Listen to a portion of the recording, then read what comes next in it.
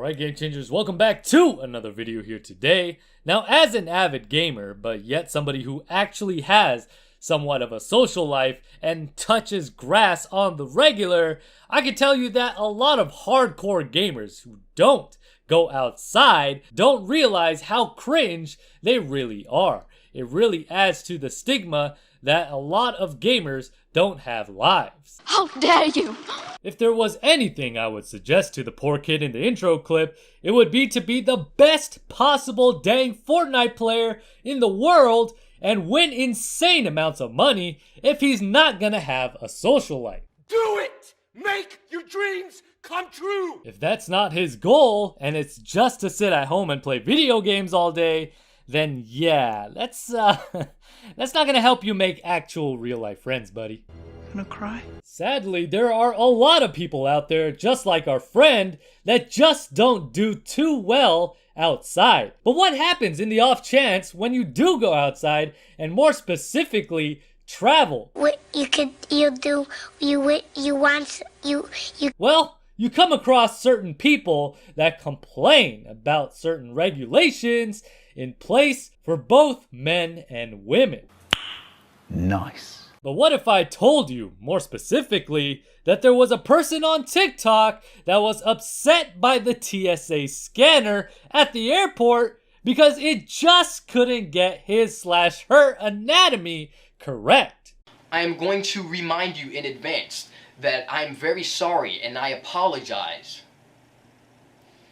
for the inconvenience of me not giving a fuck what you think.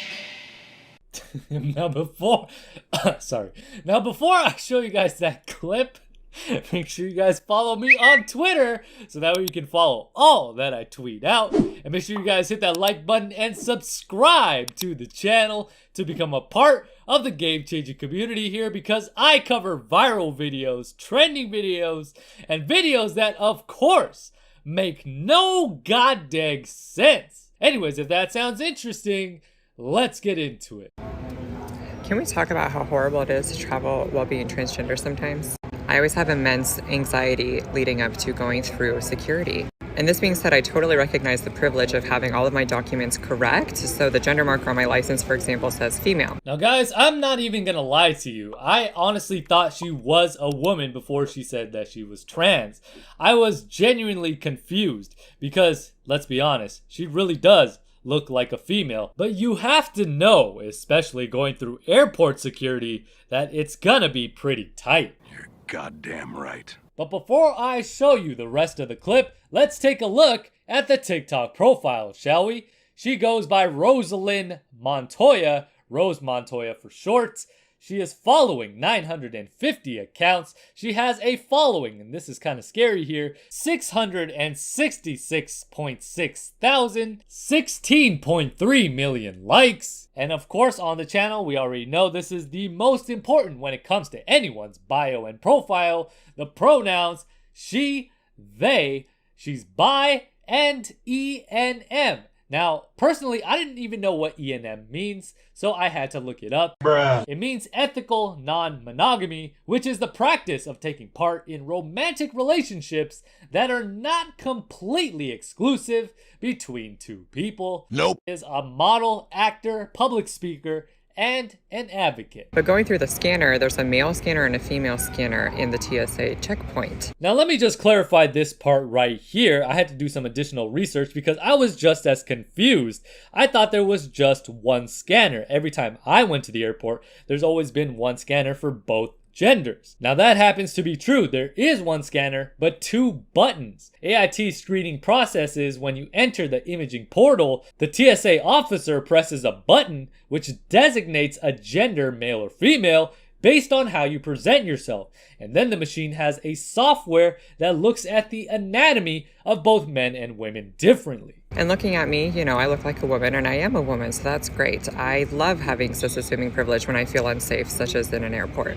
But going through the scanner, I always have an anomaly between my legs that sets off the alarm. And of course it's gonna alarm, because going through the scanner as a female while you're a biological male with your anomaly, I love how it's called an anomaly, is obviously going to complicate things. And so she asked me if I had anything in my pants, and I told her no. And she's like, well, maybe it's just like the metal on your shorts, so let's scan you again. So I did, and then it set it off again. And I was like, look, I'm trans, just pat me down. And her solution was, do you want to be scanned as a man instead?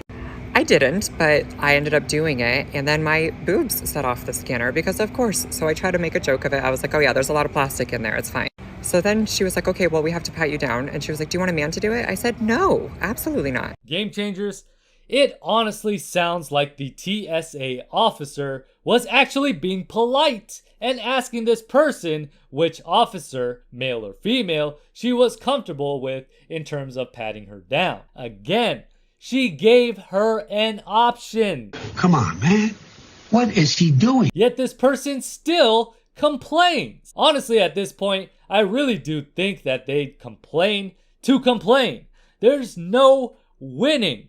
No amount of argument or choice is going to satisfy them. It really is ridiculous and makes no goddamn sense. No. But anyways, let me know your guys' thoughts down in the comment section below. What did you guys think about the video? If you guys did enjoy it, make sure you guys hit that like button. If you guys are new to the channel, make sure you guys hit that subscribe button. And don't forget to hit the bell to be notified every single time I upload a video. Now with that being said, this is GCP signing off.